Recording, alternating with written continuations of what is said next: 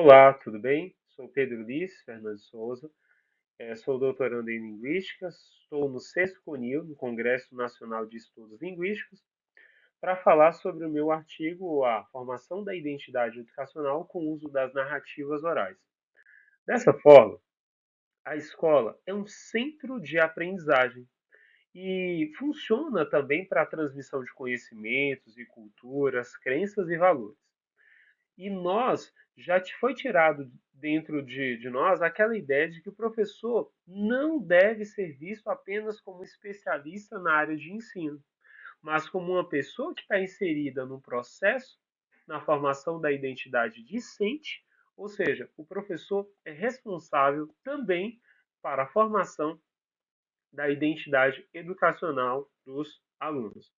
Dessa forma, a escola funciona da seguinte maneira: existem crenças e valores em que os alunos acreditam em que eles estão inseridos no grupo social que eles vivem, e a partir disso é construído dentro da sala de aula as identidades, com vistas àquilo que o aluno vem falando, as narrativas orais, através do seu processo de interação entre os outros e até entre o professor e o aluno.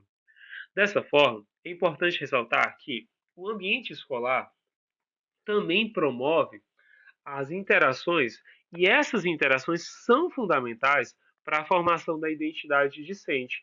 E essa identidade discente que é baseada no cotidiano dentro dos alunos.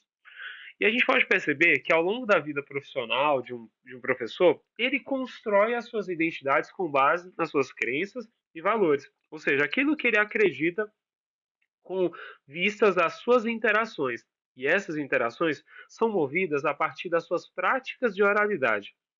Ou seja, à medida que ele se interage oralmente ou através da escrita, é construído os mecanismos da sua formação, da sua identidade.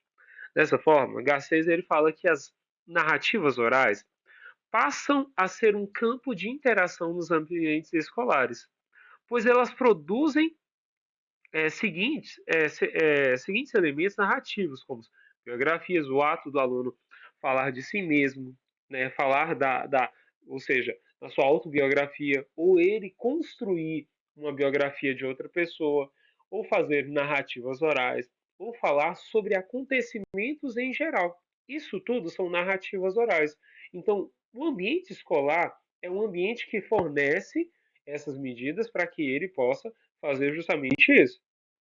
Dessa forma, a formação dos ambientes escolares não é considerada de forma homogênea culturalmente. Dessa forma, a gente pode perceber que tanto o professor tem uma carga cultural, quanto os demais alunos têm diversas cargas culturais e, e a diversidade de identidades no mesmo ambiente.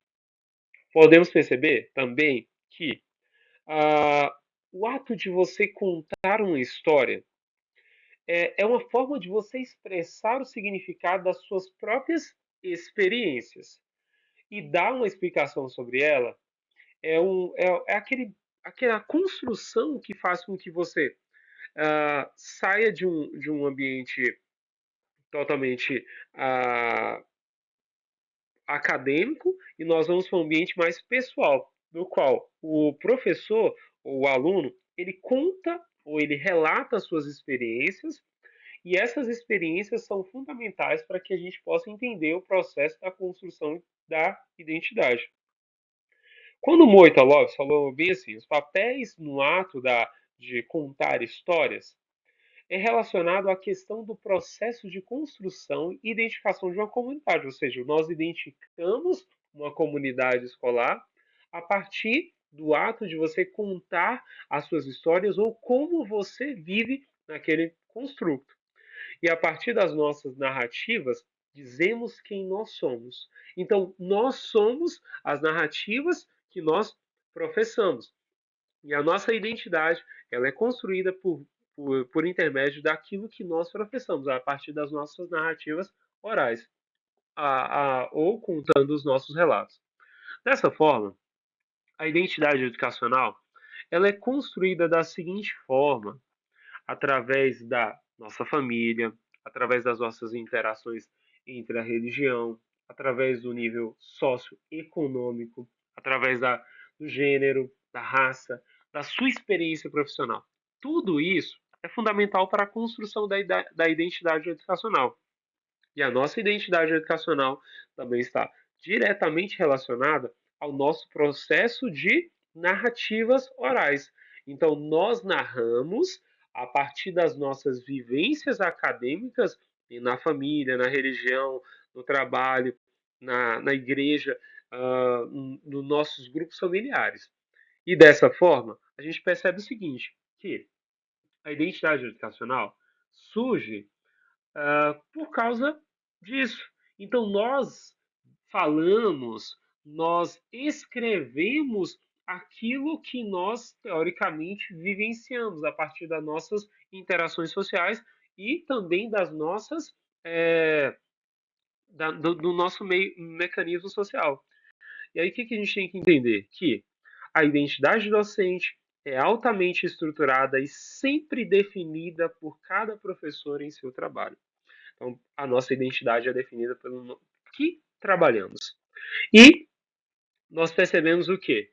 Que em comunidades em fortes tradições orais, transformam-se a ação e a cumplicidade entre o contador e o ouvinte, e o ato de contar, uma partilha de valores e significativos que não deixam de ser repassados e principalmente preservados. A minha consideração final entre esse trabalho é que essa pesquisa pode fazer com que nós compreendamos a contribuição da prática da narrativa oral para a construção e reconstrução da identidade docente e discente cotidianamente. Dessa forma, as representações significativas são expressas no contexto educacional. Então, a partir do contexto educacional, das nossas interações, que nós